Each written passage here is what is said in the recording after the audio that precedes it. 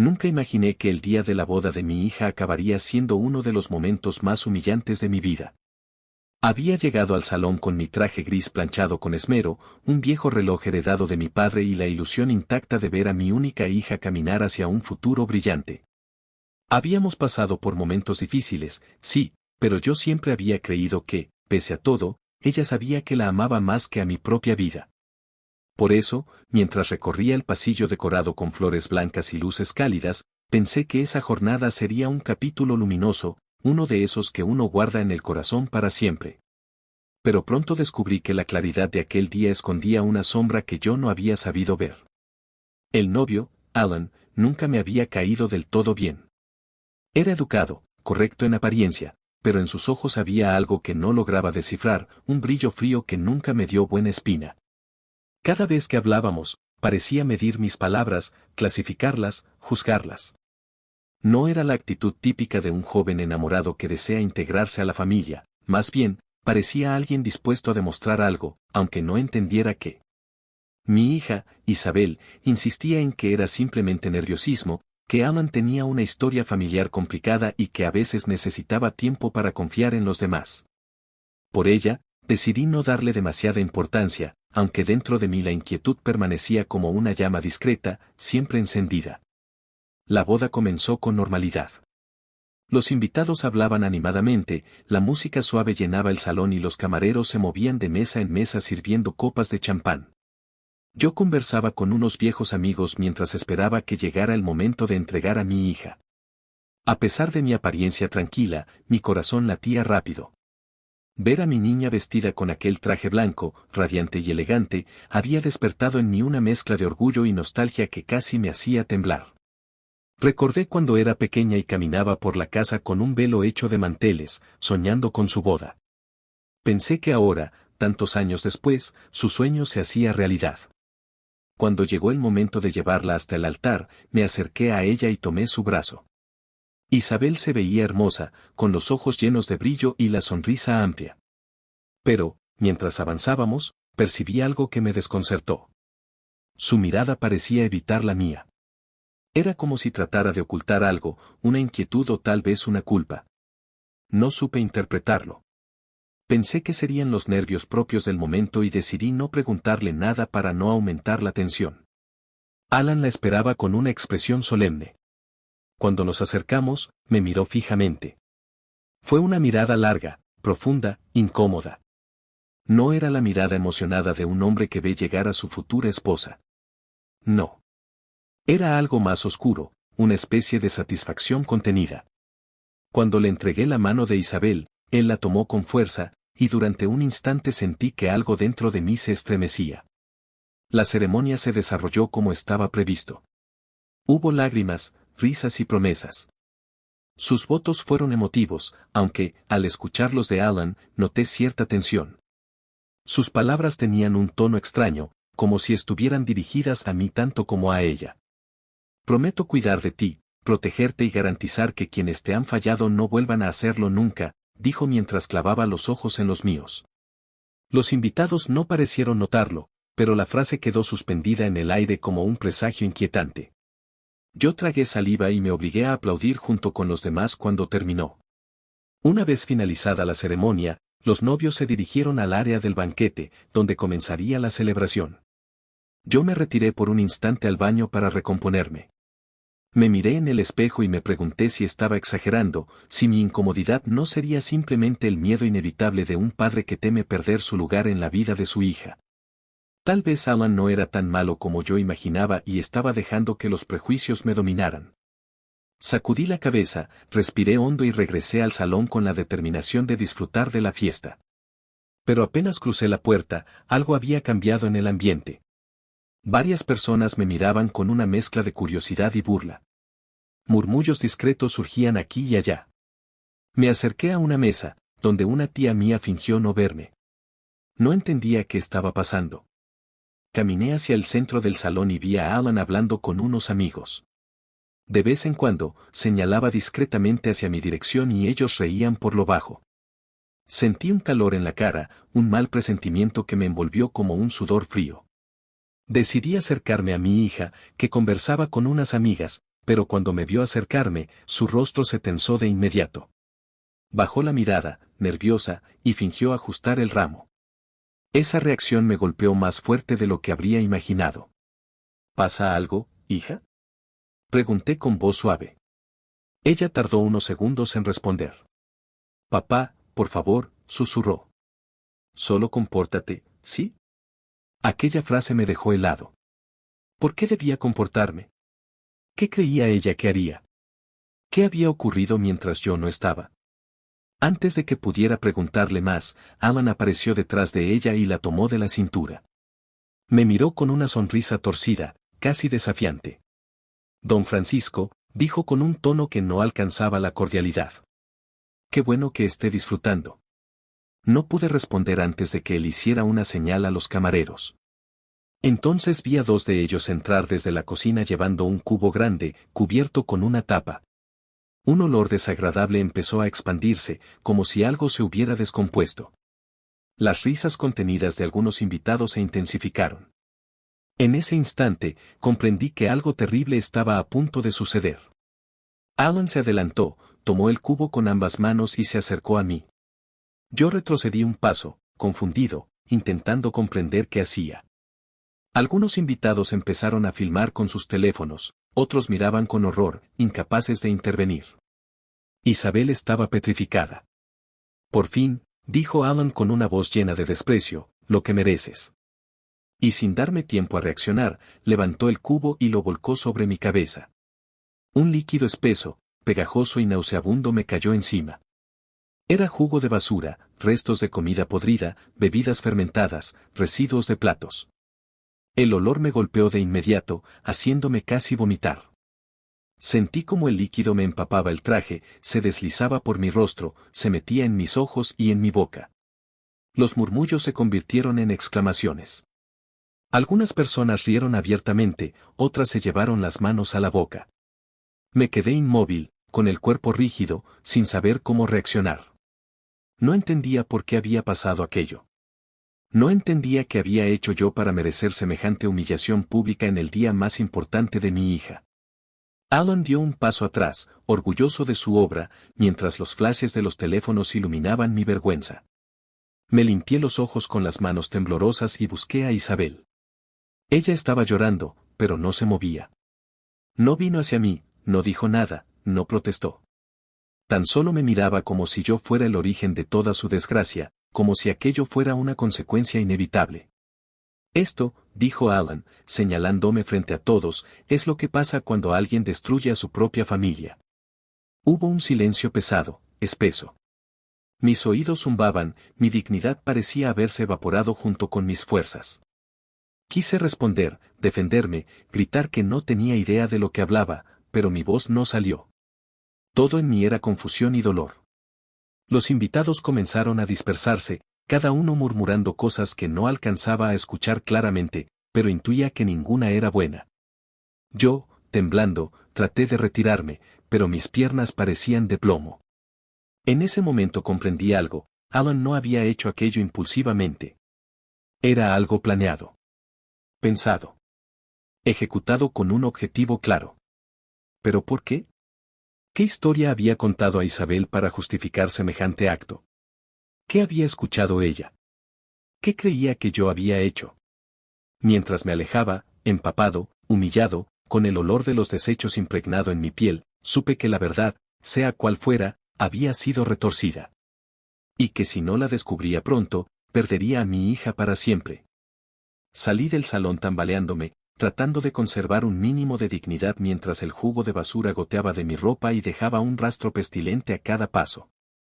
A lo lejos, escuché cómo la música se detenía y los murmullos aumentaban. Algunos invitados siguieron grabando, incluso cuando crucé la entrada principal. No podía ver con claridad, mis ojos ardían por los residuos, y la humillación era tan intensa que apenas podía respirar. Caminé hasta el estacionamiento y me senté en el primer banco que encontré, derrotado, intentando ordenar mis pensamientos. ¿Por qué Alan me había hecho eso? ¿Qué historia había circulado entre los invitados? ¿Qué había escuchado mi hija para mirar sin intervenir mientras su esposo me trataba como si fuera un delincuente? Era como si todos supieran algo que yo desconocía, una versión distorsionada en la que yo era el villano. Respiré profundamente y cerré los ojos. En ese instante escuché pasos apresurados acercándose. Al abrir los ojos, vi a una mujer mayor, una de las invitadas que no conocía bien. Se detuvo a poca distancia, dudando si acercarse más. Señor, susurró. Lo lamento mucho. Yo, escuché cosas feas antes de que usted llegara. Me incorporé un poco, intentando limpiar mi rostro. ¿Qué cosas? Pregunté con la voz ronca. Ella miró hacia el salón, como temiendo ser vista. Dicen que usted arruinó la vida de Isabel cuando era joven. Que la echó de casa, que la dejó sin nada, que la golpeó. No sabía si creerlo, pero Alan se lo contó a medio salón antes de que usted apareciera. Sentí como si una lanza helada me atravesara el pecho. ¿Qué? Dije aturdido. Eso es mentira. Nunca, jamás puse una mano encima de mi hija. Yo la crié solo después de que su madre falleció. ¿Quién inventó algo así? La mujer negó con la cabeza, compadecida. Él dijo que Isabel se lo había contado. Que había ocultado ese pasado para proteger su dignidad. Y muchos, bueno, muchos lo creyeron. La sangre me ardía por dentro.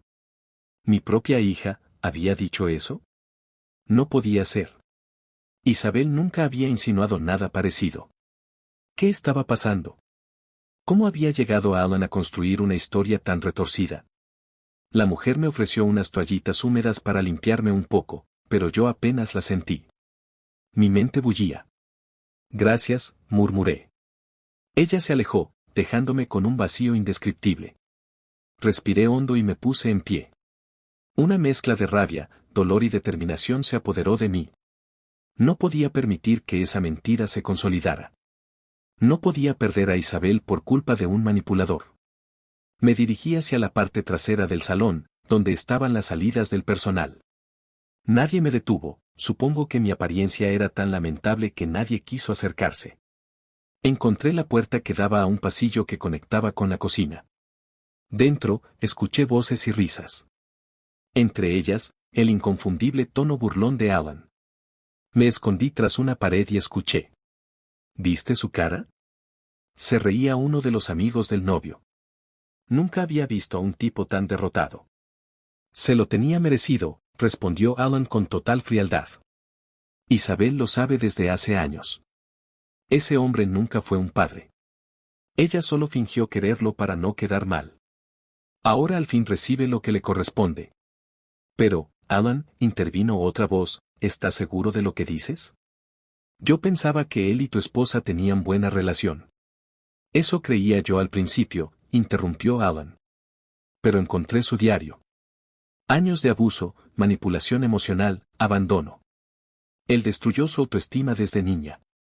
¿Y aún así debería haberlo dejado entrar a la boda como si nada? No. Hoy fue justicia poética, amigos. Me quedé inmóvil. Un diario. ¿Qué diario?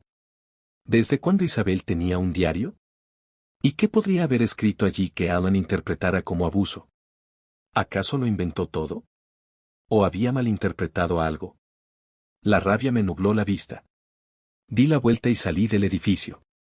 No podía enfrentar a Alan así, cubierto de basura y sin pruebas. Necesitaba hablar con Isabel. Necesitaba verla a solas, sin la sombra de su esposo. Decidí esperar en su casa. Sabía que después de la boda irían a tomar fotos y luego al hotel, pero quizás habría un momento en el que pudiera acercarme. Me dirigí a mi coche y conduje con el ventanal abierto para soportar el olor. Cuando llegué a mi casa, me metí directamente a la ducha. Tardé casi una hora en quitarme el hedor y aún así parecía que me perseguía. Me puse ropa limpia y me senté en la sala, mirando un marco que contenía una foto mía con Isabel cuando tenía 5 años. En ella estaba sobre mis hombros, riendo. Yo la sostenía con las manos en sus piernas, firme, orgulloso. No parecía la foto de un padre abusivo. Pero las personas cambian, pensé, y los recuerdos se distorsionan. ¿Sería posible que Isabel hubiera vivido algo que yo no percibí? ¿Algo que ella sintió como abandono aunque yo no lo hiciera con esa intención? La angustia me apretó el pecho. A las 2 de la madrugada escuché la puerta de la entrada. Un auto se detuvo. Me levanté y me acerqué a la ventana. Era Isabel. Estaba sola. Vestía su traje de novia aún, pero llevaba el maquillaje corrido. Entró en la casa sin siquiera tocar la puerta. Sabía que tenía llave, pero su presencia inesperada me dejó desconcertado. Ella se quedó en el umbral, mirándome como si yo fuera un extraño. ¿Por qué viniste? Pregunté en voz baja. Necesitaba saber si era verdad, dijo sin rodeos. ¿Qué cosa? Todo lo que Alan dijo. Todo lo que encontró en mi diario. Me quedé paralizado. No quería precipitarme. Isabel, yo no sabía que tenías un diario. Ella apretó los labios, conteniendo el llanto. Lo tenía desde los 14 años. Allí escribía cómo me sentía, cómo me afectaban las cosas y también lo sola que me sentía a veces, papá. Los días en que salías temprano, cuando te perdías mis presentaciones escolares porque estabas trabajando horas extras, cuando no estabas en mis cumpleaños porque estabas enfermo o porque estabas cansado. Yo lo escribía todo. Isabel, dije sintiendo un nudo en la garganta. Yo trabajaba para nosotros. Para darte una vida digna. Para que nunca te faltara nada. Si alguna vez te hice sentir sola, te juro que nunca lo supe. Ella bajó la mirada. Lo sé, o al menos una parte de mí lo sabe. Pero Alan leyó esas entradas y dijo que eso era abuso emocional. Dijo que tú me ignoraste, que me abandonabas emocionalmente y que eso es igual de terrible. La frustración me cegó. ¿Y tú se lo creíste? No, no al principio, susurró. Pero él insistió tanto. Me dijo que debía enfrentar mi pasado, que debía liberarme del daño que me hiciste. Que si no rompía contigo ahora, nunca podría sanar. Di un paso hacia ella. ¿Tú crees que trabajar para pagar tu comida era abuso? ¿Crees que estar cansado alguna noche era abandono? ¿Crees que no aparecer en algún evento, cuando hacía todo lo posible por cumplir, es lo mismo que maltratarte? Ella se llevó las manos al rostro. No, papá, no lo creo. Pero Alan me convenció de que debía alejarme de ti. Y cuando le conté que te había invitado a la boda, se enfureció. Dijo que era una traición a mí misma. Que tú me ibas a manipular otra vez. ¿Y la humillación pública? ¿Eso también fue para ayudarte a sanar? Isabel rompió en llanto. Yo no sabía que haría eso. Te lo juro. Cuando lo vi, quise detenerlo, pero, me paralicé. Estaba confundida, asustada de que él tuviera razón y yo estuviera siendo débil. La abracé. Al principio, ella se quedó rígida, pero luego se derrumbó en mis brazos. Hija, susurré. Lo que te hizo hoy no es amor. Es control. Ella se separó, secándose las lágrimas. Lo sé. Después de lo que pasó, lo vi. Cuando salimos del salón discutimos. Él dijo que tenía que agradecerle, que me había abierto los ojos. Y cuando le dije que quería hablar contigo primero, se enfureció. Me gritó, me llamó ingrata. Y entonces, me empujó. Mi respiración se detuvo. ¿Te lastimó? No caí, pero, fue suficiente. Me di cuenta de que no estoy segura con él. Por eso vine aquí. Le tomé la mano.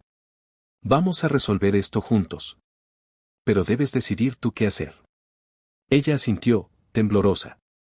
Quiero anular la boda. La miré, sorprendido pero aliviado. Ese matrimonio había empezado con una mentira y culminado con violencia.